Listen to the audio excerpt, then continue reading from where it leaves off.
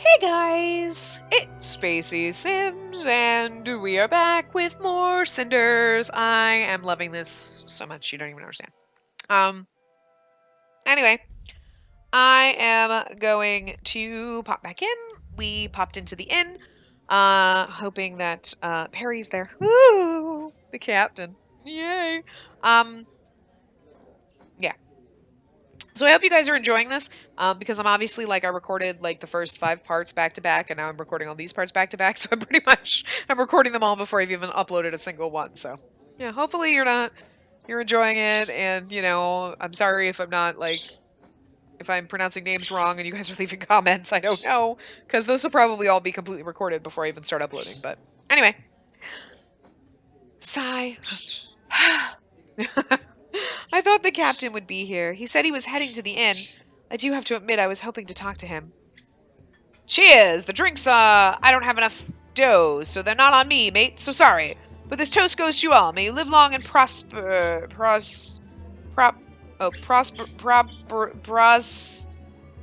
Why, hello there. How about me? Am I included in the toast? Not you again. You do get around, don't you? The forest, my own home, and now here. I'm beginning to expect to see you wherever I go. Then again, are you following me? Following you? You must be out of your right mind, lass. I certainly don't do nothing wrong. Oh, but I'm so glad to see you. I need to ask you a couple of questions, and here you are, ready and willing to answer to the fullest extent. You are willing to answer, aren't you? Oh, you look quite intent, Bertie. And a wee bit on the scary side, too. What questions do you have in mind? 2 days ago, you came to our home to talk with Carmosa. I want to know what it was about. Oh, it was just, some gossip I heard. Nothing important, really. Oh, sure, Carmosa's well known to pay for unimportant and trivial information. She's a wee bit queer. Weird, even. She's intent on having loads of information, that one. Supposed to give her advantage or something. And she's generous as a saint with her gold when it comes to it. Oh, whoops. Sorry. Oh, no, sorry, that's not what I wanted to do. Oop. And she's generous as a saint with her gold when it comes to it. I'm reading that in Cinder's voice, not his. Anyway. I know his voice changes every single time he shows up, but whatever. And you know that how, because you seem awfully familiar with Carmosa's taste and information. Hey, I don't need to talk to you at all. Do you realize that, missy? Just watch me get up and leave. All fast and discreet, like the king's favorite wench when the queen... You sure you want to go there, my good fellow?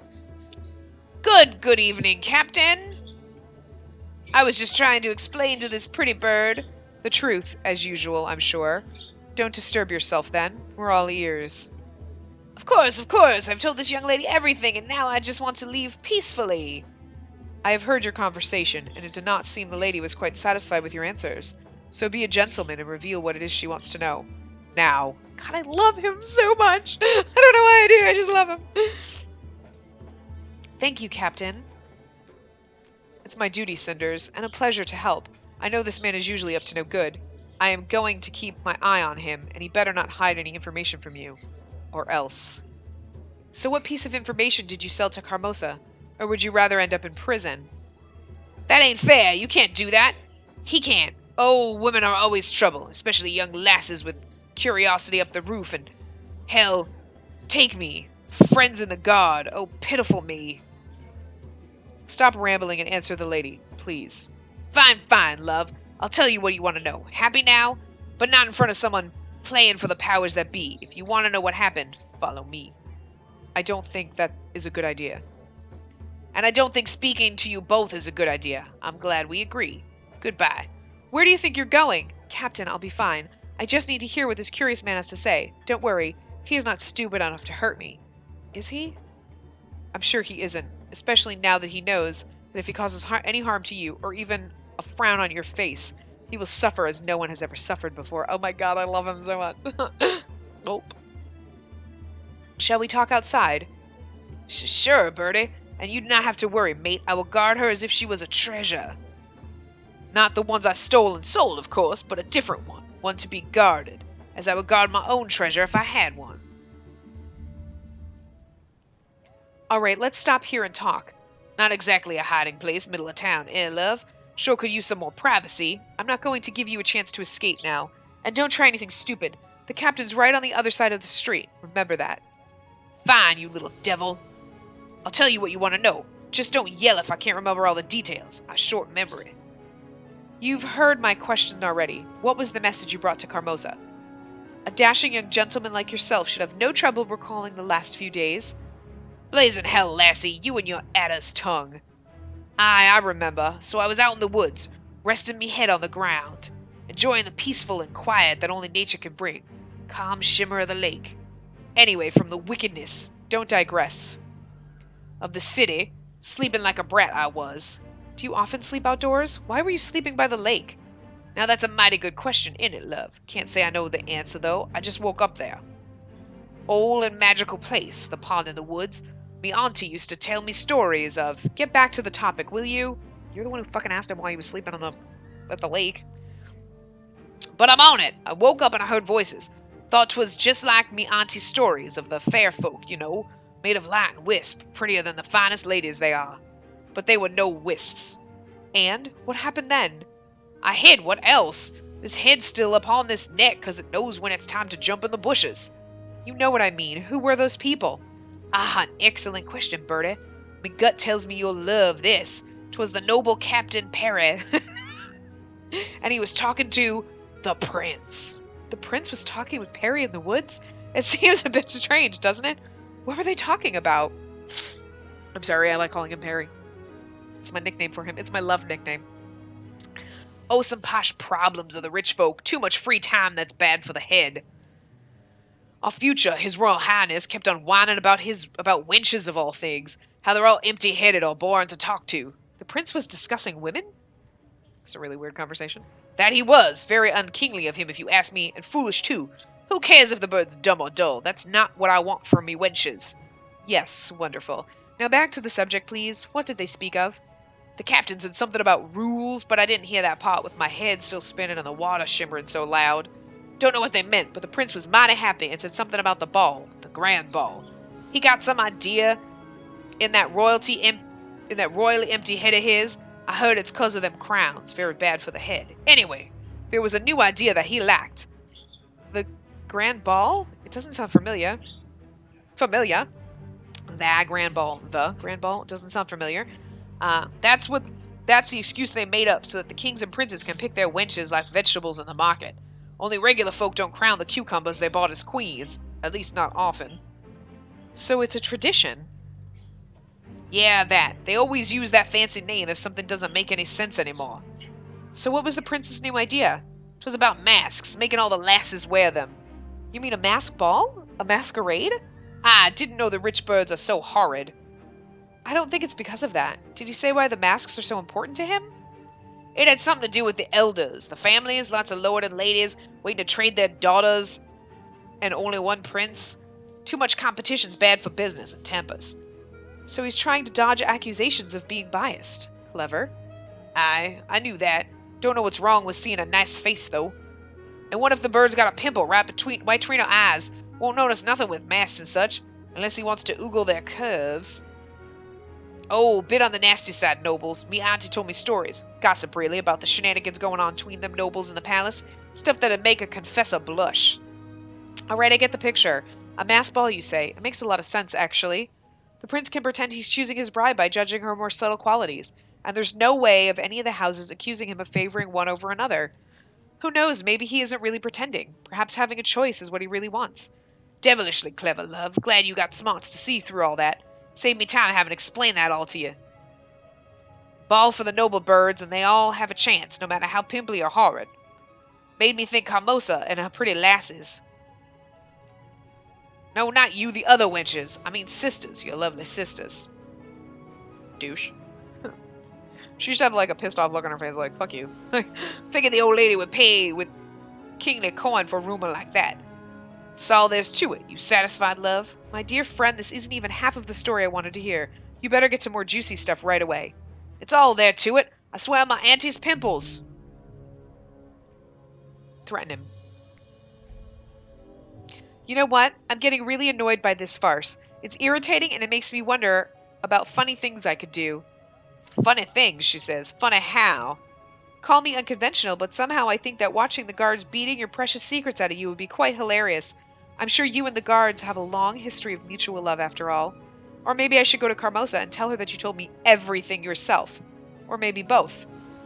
The little devil's back. You go and do that, love, and watch me vanish like bad vapors from the Queen's Loo. I'm a fast runner and lots of practice. Heard of the place where people walk upside down? Always wanted to visit them, see if their private parts lie on their bellies when they walk. That's disturbing. Oh, I'd expect you to be a runner, but I doubt even the fastest man could dodge the guards if I started shouting right now. I could play the role of the innocent girl mugged by this lowlife whom everybody knows anyway. With a bit of luck, the townsfolk could even lynch you on their own. You sweet-looking lasses are devils. Stay away from girls with fiery eyes, my auntie used to tell me. But you're not really like that, are you, love? You're like them actors putting on them masks. You say things, but it's no good. They ain't real. Liar on the face, coward in the gut. You can't stomach your own scheme, lassie. Why don't you try me, love? Ha, I don't have to. I see the little bird's already lost her cool. Just don't cry. Lies ain't worth it. Methinks that chat's over, lassie. I told you all I know. No point in milking this cow for more. I know you're still hiding things from me. I told you all I could, and that's more than most folks get anyway. You're a lucky little bird. Best I leave you alone now. Don't you dare turn away. Cheers, love. He's gone. That crook. Why couldn't I make him spill? Heavens, I even began to sound like him. Maybe it's for the better. Who am I trying to fool? It's not for the better. I needed his knowledge to get leverage I could use with Carmosa, and now it's all gone. What am I supposed to do now? Maybe I should just go for a walk and think about all this. Can't see a way how I could spoil that. This just isn't your day, Cinders. Oh no, we want to go back to the inn. It's astonishing what a simple walk could do to one's spirits. If I'm going to miss the freedom to do something, then above all else it's going to be the freedom to wander about wherever I please. When I walk with no specific goal, no destination, I can just switch off and observe my thoughts jumping into their own little drawers. With each step I can feel muscles relaxing. And strolling through the market has its moments too. I saw the most gorgeous shoes. Not that I can ever afford them. They were crazy expensive. I get that they were imported from the eastern lands, but at the price they should be made of diamonds and dragon skin. Who buys something like that? I mean, I know I would if I could, but that's beside the point, right? Oh, forget about it. No reason to dwell on such things. It's such a pity that the big red bat is coming back tomorrow. Today was pretty uneventful, but it's been so nice simply being able to talk to people like an ordinary person. Then again, this day wouldn't be as pleasant if it weren't so rare for me to feel free. It's getting late. I should be heading back home. No. Go back to the inn and talk to Perry. Time to say goodbye to freedom. Yay! My heart leaps for joy when he walks in. I don't know. Hello there, Cinders. Oh, I didn't see you coming. Hello, Captain. So how are you doing? You look a bit upset. Do I? Oh no, quite the contrary. I've just got back from a very nice walk. Cleared my mind of trouble. And what are you doing here, Captain? I was just about to begin my evening patrol. Although with this kind of weather, you could compare it to going for a walk. Sounds lovely indeed. Would you mind if I accompanied you? Hope it isn't too dangerous. Dangerous? Hardly. I'm sorry, dangerous? Hardly. But are you sure? You said you've just spent the afternoon walking about, and the patrol route is quite long. Don't worry about me. I'm stronger than I look. Besides, this is my last day of freedom. I'd rather make it last as long as possible. Lady Carmosa is coming back home tomorrow. I see. Now I understand the long face. Very well then, you may come with me. But be warned, I will not change or shorten the route if you're tired. It may not be the most demanding duty there is for a soldier, but it is a duty still. Oh, don't worry, I can be very militant if there's need for it. Some of my witty riposts and well-aimed grimaces could be classified as weaponry. I had no idea you were such a menace. I can only hope I won't end up arresting you for possession of lethal irony. Puns. These people are punny. And I am ashamed to say that I have failed miserably at this attempt at being a guard. What do you mean? Is something wrong? My feet are killing me, and I thought I had a chance at this line of work. You have walked almost the whole route already, and it seemed a fine patrolling job to me. The town is safe, calm. Nothing happened on your watch. Isn't that what matters? Does anything dangerous ever happen on the routes? Because if so, I must admit I'm disappointed with our walk and its unfulfilled potential for adventure. Well, no. It's almost always uneventful. Then I really feel like I have accomplished something today. But if these patrols don't change anything, why do you do them? I do not say they change nothing, Cinders. Maybe it's because of them that the town is peaceful. Maybe something will happen and the town is going to need me to be here. Good point. Like that kidnapping the other day. It was good you were around. Yes, but whatever happens, or does not happen, these patrols are my duty, Cinders. Written generations ago to keep this town in order. So that is what I will do. Does your duty make every choice for you? It even dictates how you spend your evenings. One might think you have no clue what to do when duties are done. I did make one choice, to become a guard. I do accept my duties as they are a consequence of who I am. You don't seem to accept the concept of duty in general, though. It's fine. I mean, I can understand from what you have told me about your house and its rules, you are bound to dislike your duties. Isn't that almost by definition? Duty is something you have to do, not want to do, not chosen. How can you like an obligation like that? That is how it is for you, as Kermosa took over your house and life. For me, it's different. I've chosen and accepted my duties, or maybe chosen to accept them. I see the purpose of my duties, and I am glad I can contribute to it. And if I can have a pleasant walk every evening as a means to uphold order in this town, it isn't really that bad. My bird just turned on my Fire TV. When it pours or snows, the pleasure must be doubled. Okay, you got me there. Though the town does look better when all the dirt and those clashing colors are covered by snow, or at least smudged by the rain in your eyes. So you honestly like protecting the sleepy, dirty town? I distinctly remember you saying that you miss the past, the times of battles. Where do your patrols fit into that? I do whatever is necessary. If the times demand, I walk the town. That is what I will do. But yes, I do prefer the thrill of battle and times when heroism had its use. Oh, you look so sad. I can't figure you out, Captain.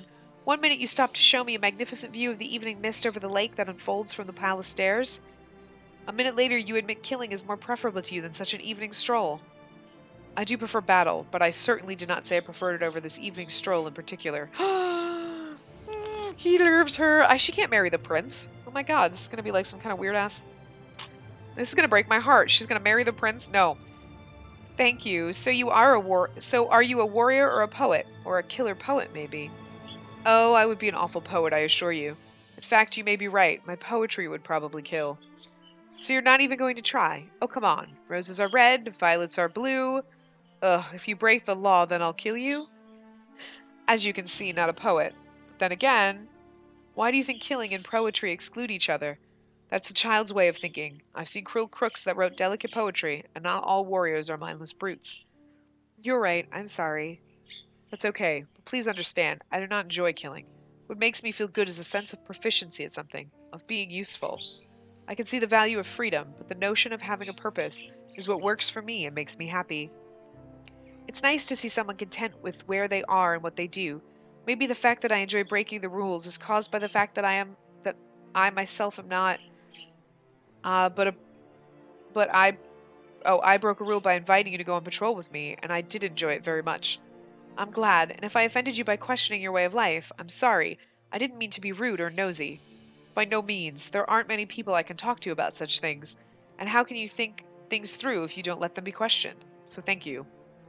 I was a bit skeptical beforehand about patrolling together. Now I regret we can't do this more. I was a bit skeptical beforehand about patrolling together. Now I regret we can't do that more often. But the pleasure is all mine, though I do feel the pleasures should be mutual at most times. You certainly have a way of making a statement. But honestly, you're a very interesting man. I am surprised I didn't have to elbow my way through a crowd of young women here. Strength and mystery in a man usually attracts them like honey lures wasps. Oh, do they? They attracted me, haven't they? Ooh. But then such a confident, beautiful, and smart woman as yourself is bound to have a circle of admirers at her whim. That is what men search for. Oh my god, I'm so in love with this right now. I'm gonna cry. Do they really? Of that I am sure. I've just had no luck in finding such a person yet. But that does not mean that I admire such qualities less. What can I say? On a different note, I've noticed something today. When you and Madame Gide spoke earlier, you seemed quite familiar with each other. I owe her my life. Such an experience does bring people closer and creates a bond. Maybe for life, even. Really? What happened? Sounds like there's an interesting story behind it. I was just doing my duty. I led a small group against brigands terrorizing the forest. Brigands terrorizing, I don't know, whatever. Got separated while chasing their escaping leader. I got him eventually, but he managed to wound me. I lost consciousness there. In the middle of nowhere, Madame Guide was out searching for herbs when she found me. You could have bled to death. Yes, but Madame Guide took me to her hideout and nursed me back to health. And I will always be grateful for that. Sounds almost like a fairy tale. All that's missing is a romance and they lived happily ever after ending. Well, at least part of that did happen. But it was no fairy tale, so we did not live happily ever after. This was a real story of bloodstains and pain, and... Wait, you were actually with Madame Guide? The wise and mysterious one? Romantically involved with the ominous witch of the woods?